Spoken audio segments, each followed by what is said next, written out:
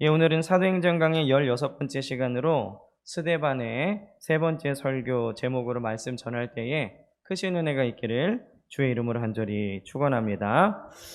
지난주에 제가 이발을 하러 우리 교회 권사님께서 전도하고 계시는 미용실에 찾아갔습니다.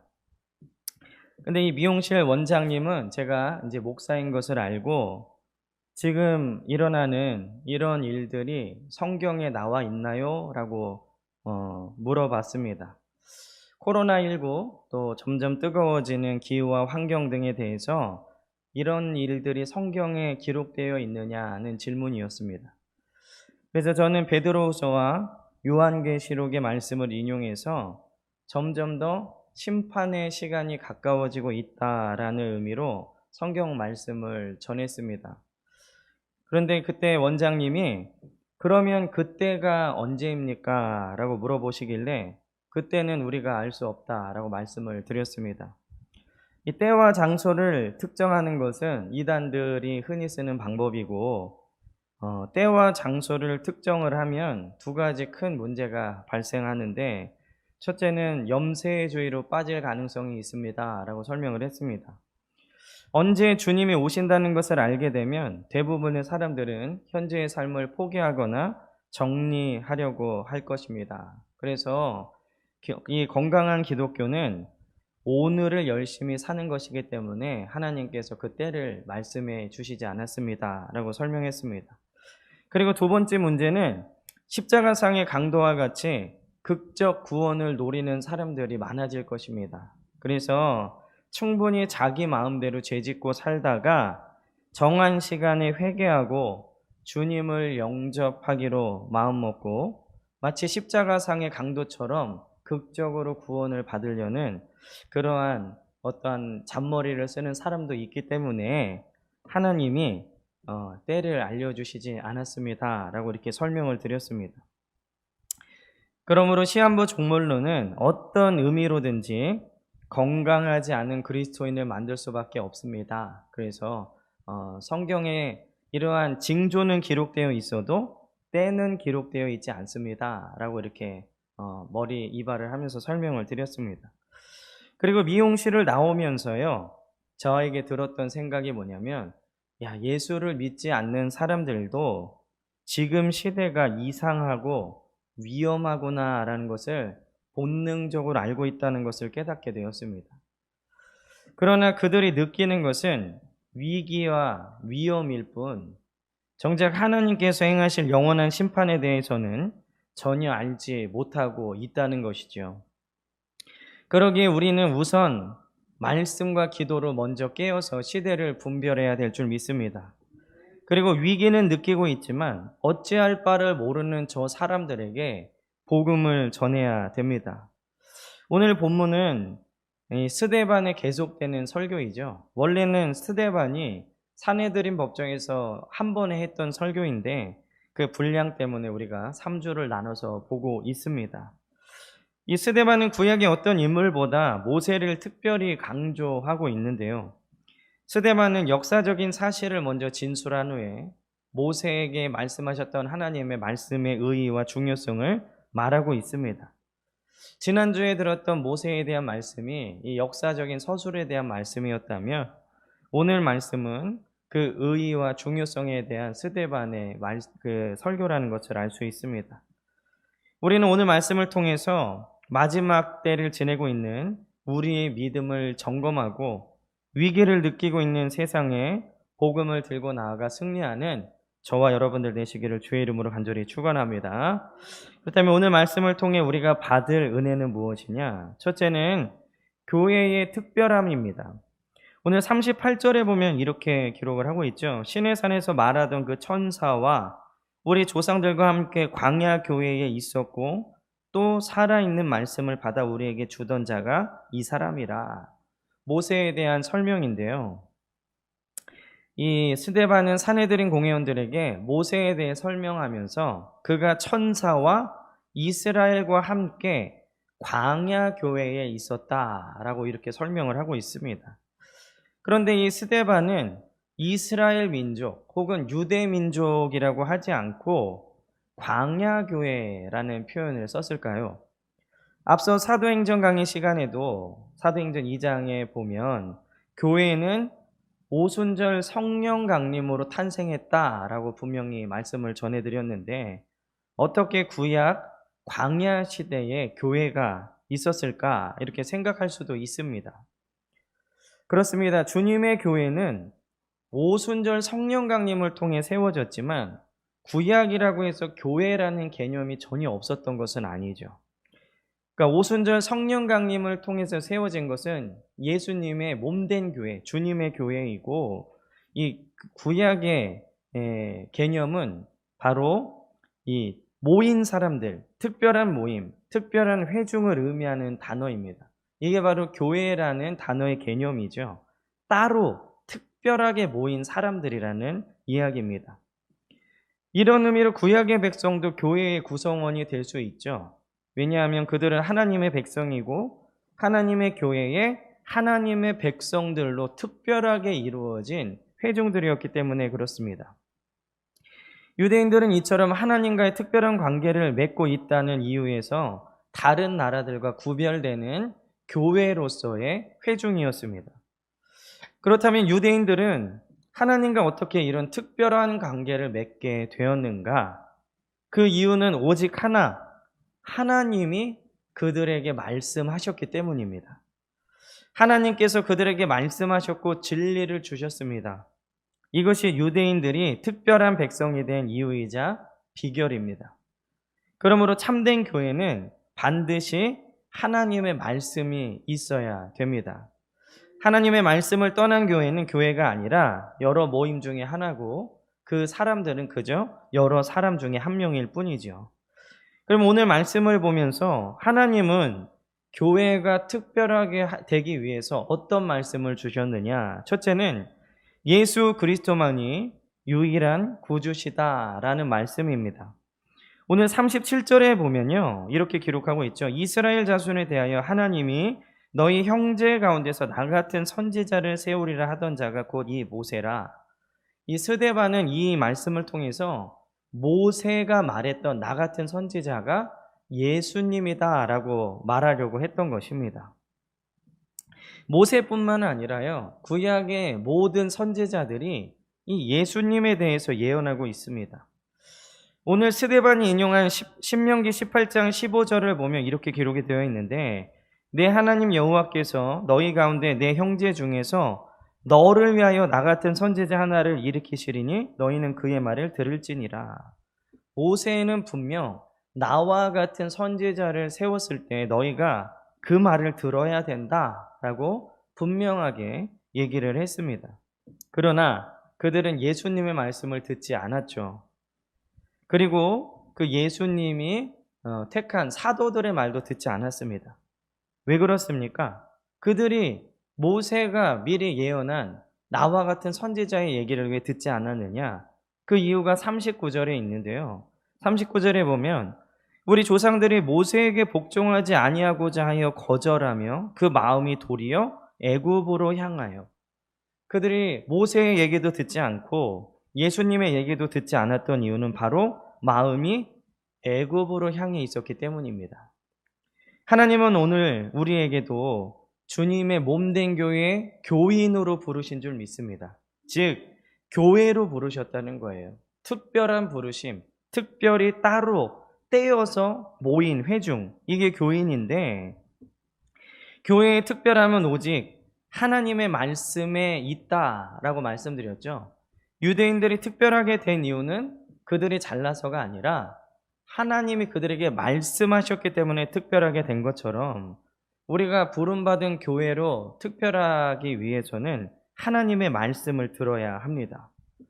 그러나 우리의 마음이 애굽을 향해 있으면 하나님의 말씀을 오늘 스데반이 설교했던 이때의 사람들, 모세 시대의 이스라엘처럼 듣지 못하게 된다는 것이죠. 마지막 때의 징조를 보고 두려워하는 세상 사람들에게 유일한 구원자이신 예수님을 전하지 못하게 되는 것입니다. 우리가 마음이 애굽으로 향해 있으면 하나님의 말씀을 듣지 못하고 또 세상에 대하여 복음을 전해야 되는 우리의 사명을 감당하지 못하게 되는 것이죠. 그러므로 우리는 우리의 마음을 애굽으로 향하지 말고 오직 하나님 말씀에 귀를 기울이시는 우리 귀한 베델교회 성도님들 되시길 주의 이름으로 간절히 축원합니다. 오늘 하나님께서 교회에게 말씀하신 특별한 말씀 두 번째는 살아있는 말씀을 주셨습니다. 오늘 38절에 보면요, 광야 교회에 있었고 또 살아있는 말씀을 받아 이렇게 기록이 되어 있죠. 이 얘기는 광야 교회에 있던 모세에게 하나님께서 말씀을 주셨다는 얘기입니다. 근데 그 말씀이 어떤 말씀이래요? 살아있는 말씀이라고 기록이 되어 있습니다. 이 스데반이 산헤드린 공회원들에게 열심히 입증하고자 했던 요점은 하나님의 아들이신 나사렛 예수를 거절하는 것은 곧 하나님의 말씀을 거절하는 것이다 라는 사실입니다. 이것은 사람이 저지를 수 있는 잘못 중에서 가장 무서운 잘못이라고 할 수 있죠. 스데반은 모세가 살아있는 말씀을 받아 전해주었지만 이스라엘 백성이 듣지 않았음을 강조하면서 너희도 살아있는 말씀인 그리스도를 거부했다라고 지금 그들에게 말하고 있는 것입니다. 그렇다면 이 살아있는 말씀은 무엇을 의미하느냐?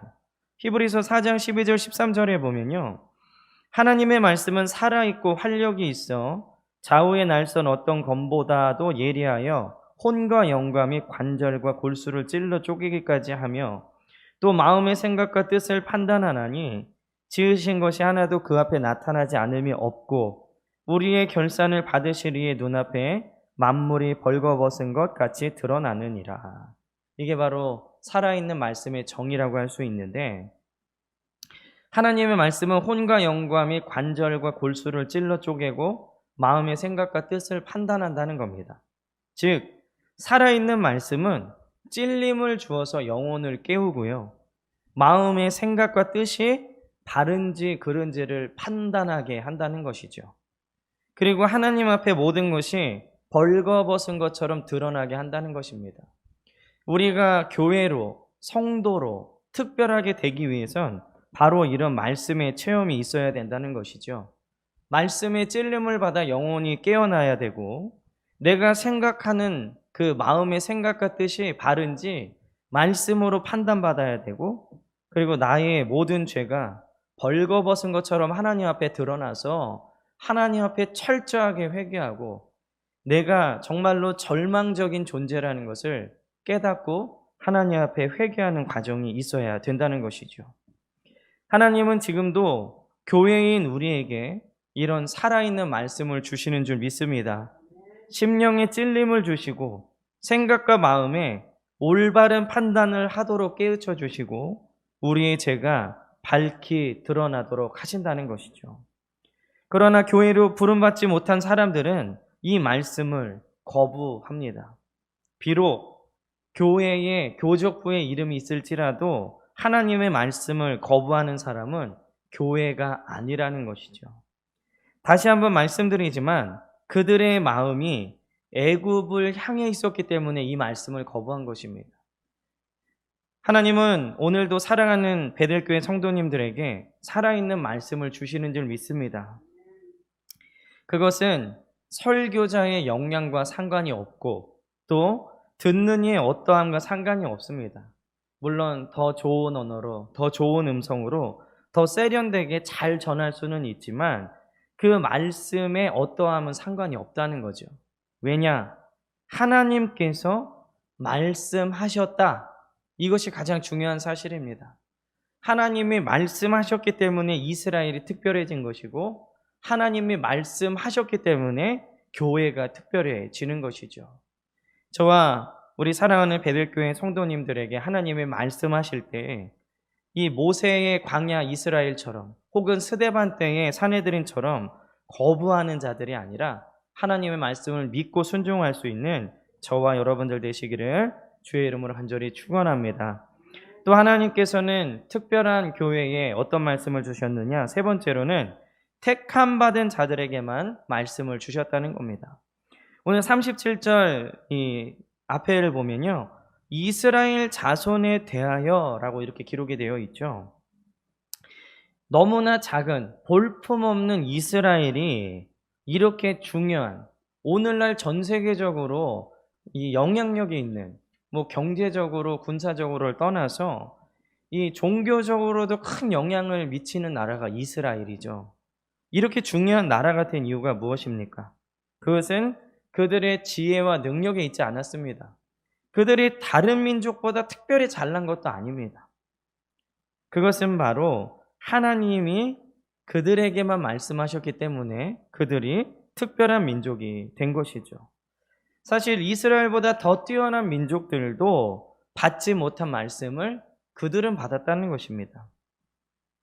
하나님은 오늘도 택함받은 자들에게 말씀하시지만 그것을 받아들이고 순종하는 사람과 그것을 거부하는 사람들로 나뉩니다. 그것은 구약 시대에도 있었고 신약 시대에도 있었고 지금도 그렇습니다. 택함받은 자들에게 말씀하셨는데 그것을 받아들이지 않는 사람들이 늘 있었다는 것이죠. 그러므로 주 안에서 택함을 받은 우리 사랑하는 베델교회 성도님들은 날마다 하나님의 말씀으로 무장하시고 교회에 부어주시는 그 특별한 은혜 안에 늘 승리하시기를 주의 이름으로 간절히 축원합니다.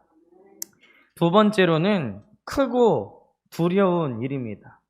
이 가장 크고 두려운 일인데 42절에 보면 이렇게 기록을 하고 있죠. 하나님이 외면하사 그들을 그 하늘의 군대 섬기는 일에 버려두셨으니 이렇게 기록을 하고 있습니다. 서론에서도 잠깐 말씀드렸는데요. 세상 사람들도 지금 시기가 수상하다고 생각합니다. 이렇게 가다가는 다 망할 거라는 두려움이 있는 거죠. 오늘 오전에도 제가 어떤 기사를 봤는데 지구의 온도가 1.5도 이상 올라가면 이제 사람들이 거의 살지 못하고 이 식량 부족으로 인해서 싸움을 하게 되고 이 열대지방, 적도지방에 있는 땅은 사람이 살지 못하는 곳으로 바뀔 거다.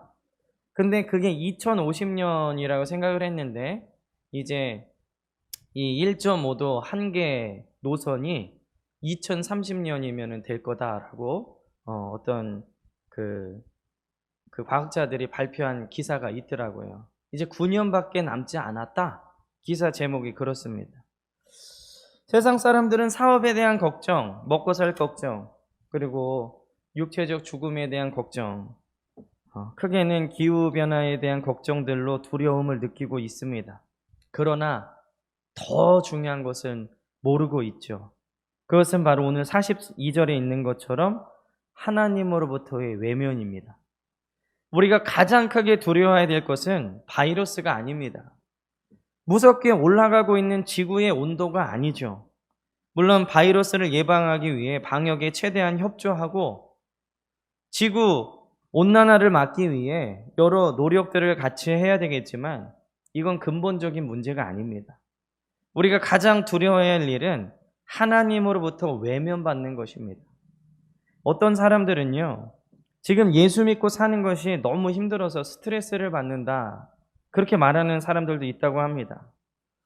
그러나 어느 시대든지요, 인생은 어렵고 괴로운 것이고 늘 투쟁이 있었습니다. 전쟁이 있었고 살기 위한 투쟁이 늘 있었죠. 지금만 그런 게 아닙니다. 신구약에 나오는 위대한 인물들도 다 어렵고 힘든 세상에서 살았습니다. 그들도 우리랑 똑같이 연약하고 허약한 사람들이었지만 그래서 그들도 세상과 육체와 마귀의 대적을 받았지만 그럼에도 그들은 끝까지 달려가 결국 당당하고 영광스러운 믿음의 거인이 된 것이죠. 예나 지금이나 인생은 모두 힘들고 어렵고 두려움이 가득했다는 것입니다. 지금만 더 특별히 심한 것이 아니고 지금만 믿음을 지키기 어려웠던 것은 아니라는 것이죠.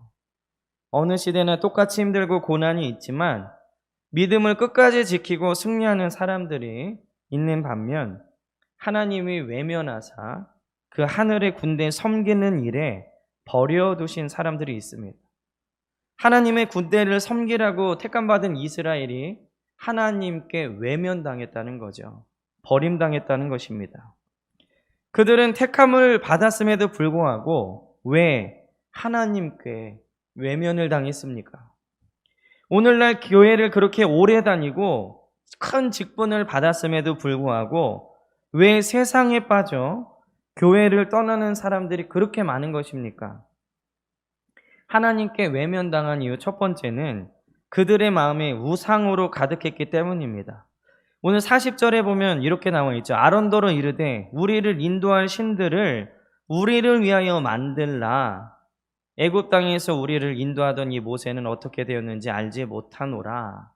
이렇게 기록을 하고 있습니다. 그들이 왜 우상을 만들었죠? 우리를 인도하고 우리를 위하기 위해서 우상을 만든 것입니다. 여기에 우상의 정의가 잘 나와 있죠. 우상은 오직 나를 위해 존재하는 것입니다. 나만 잘 되고 나만 안전하면 되는 것입니다.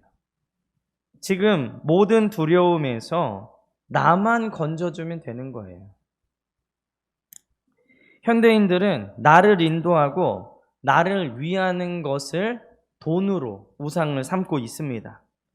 교회도 예외 없이 돈이라는 우상에 빠져 있죠. 현대의 많은 그리스도인들이 실제로 우상을 섬기면서 자신이 우상 숭배자인지 모르는 경우가 허다합니다. 왜냐? 우상 숭배를 무슨 부처상이나 어떤 돌덩이에 기도하는 것만 생각하기 때문에 그렇죠. 이들이 우상 숭배를 하면서 자신이 우상 숭배자인 것을 모르는 이유는 바로 그들에게 종교의 형식이 있어서 그랬습니다. 오늘 이 스데반의 설교를 잘 보면요, 이따 세 번째 말씀을 드리겠지만 이 성전에 대해서 갑자기 이야기를 합니다. 그들에게는 성전이 우상이었기 때문에 하나님의 말씀을 거부하죠. 성전 안에서 제사만 잘 드리면 나는 안전할 것이다, 나는 잘하고 있을 것이다 라고 이 우상 숭배를 했는데 그들은 정작 모르고 있었습니다. 종교적인 형식이 있으면 우상 숭배를 해도 그것을 깨닫지 못한다는 것이죠. 교회에 나오고 예배에 참석했기 때문에 하나님을 섬긴다라고 생각합니다. 그러나 마음은 언제나 애굽을 향해 있죠. 이스라엘도 하나님도 섬기고 바알도 섬겼습니다. 완전히 하나님을 떠난 적은 없죠. 그러나 두 마음을 품는 것이 바로 우상 숭배입니다. 그러므로 우리의 마음을 애굽에서 돌이켜야 하나님께 외면받지 않습니다. 요한복음을 보면 오늘 제가 맨 처음에 선포한 말씀이기도 한데 하나님은 지금도 참된 예배자를 찾고 계시죠. 하나님은 우상 숭배자들을 외면하시지만 참된 예배자들에게는 그 시선을 두십니다. 온 몸과 마음을 하나님께 고정하시는 우리 귀한 베델교회 성도님들 되시기를 주의 이름으로 간절히 축원합니다. 오늘 이스라엘은 왜 하나님의 외면을 받았느냐? 두 번째로는 모세가 어떻게 됐는지 알지 못하기 때문에 그렇습니다. 아까 40절 읽어드렸는데 이 모세는 어떻게 되었는지 알지 못하노라 이렇게 얘기를 하고 있죠. 그런데 이 이야기, 이 시내산에서 율법을 받은 이 이야기를 보면 출애굽기 19장 25절에 보면 모세가 백성에게 내려가서 그들에게 알리니라. 이 얘기가 뭐냐면 너희가 이 시내산에 올라오면 죽임을 당하기 때문에 경계를 넘어서는 안 된다. 제사장은 성결하게 하고 너희는 너희의 장막에 있어서 이 경계를 넘지 말라.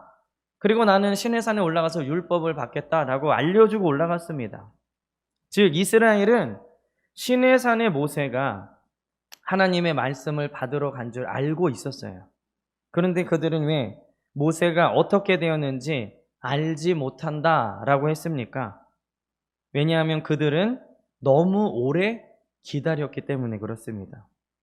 기다림이 길면 모세가 율법을 가지러 간 줄 알지만 어떻게 됐는지 알지 못한다라고 이렇게 얘기한다는 것이죠.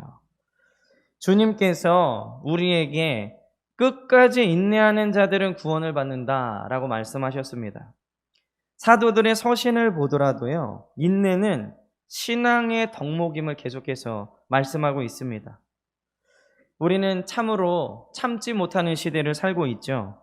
층간소음을 참지 못해 살인하고 자신을 무시했다고 가족들을 죽이는 참지 못하는 시대에 살고 있습니다.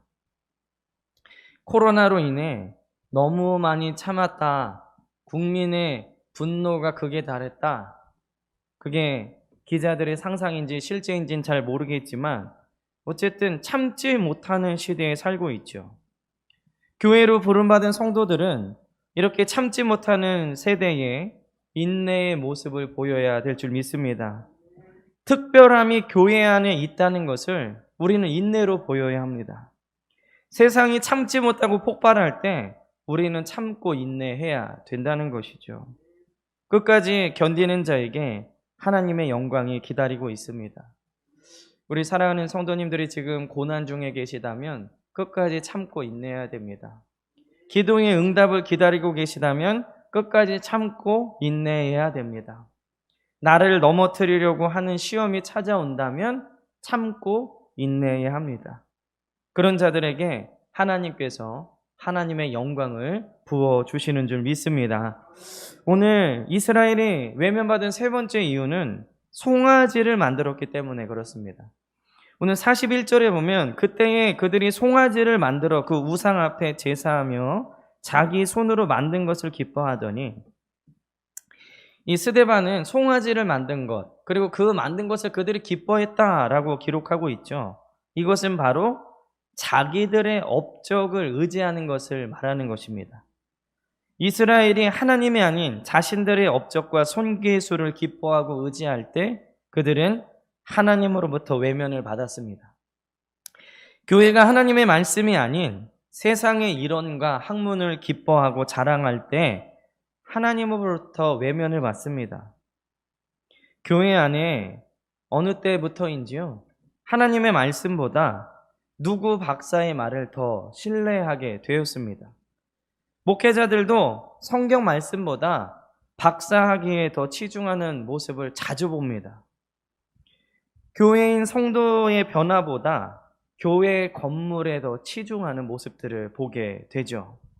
신학이 철학과 과학의 부속물처럼 여겨지게 되었습니다. 성경 말씀보다 의학이나 과학을 더 신뢰하는 시대에 살게 되었다는 얘기죠. 그러나 인간의 학문은 시대에 따라 바뀝니다. 하나님의 말씀은 영원히 바뀌지 않죠. 우리는 영원한 가치를 따라야 합니다. 하나님의 말씀을 신뢰해야 되는 것이죠.